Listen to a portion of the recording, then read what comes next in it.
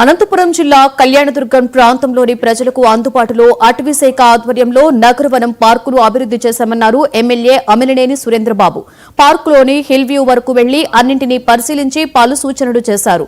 Trekking చేసే వారి కోసం మట్టి రోడ్డును తాను స్వయంగా వేయిస్తానని హామీ ఇచ్చారు. ఈ పార్కును త్వరలో డిప్యూటీ సీఎం ప్రారంభిస్తారని తెలిపారు.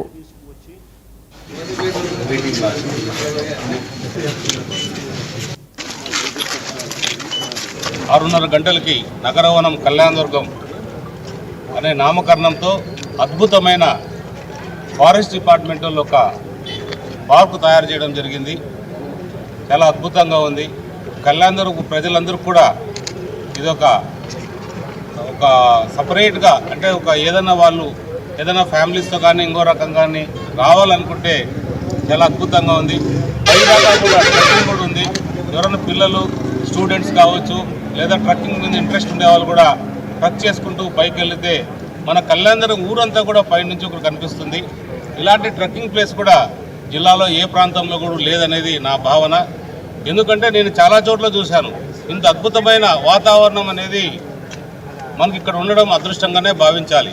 దీన్ని కూడా ఇంకా బాగా అభివృద్ధి చేశారు. ఇంకా అభివృద్ధి చేయాల్సిన బాధ్యత ఉంది.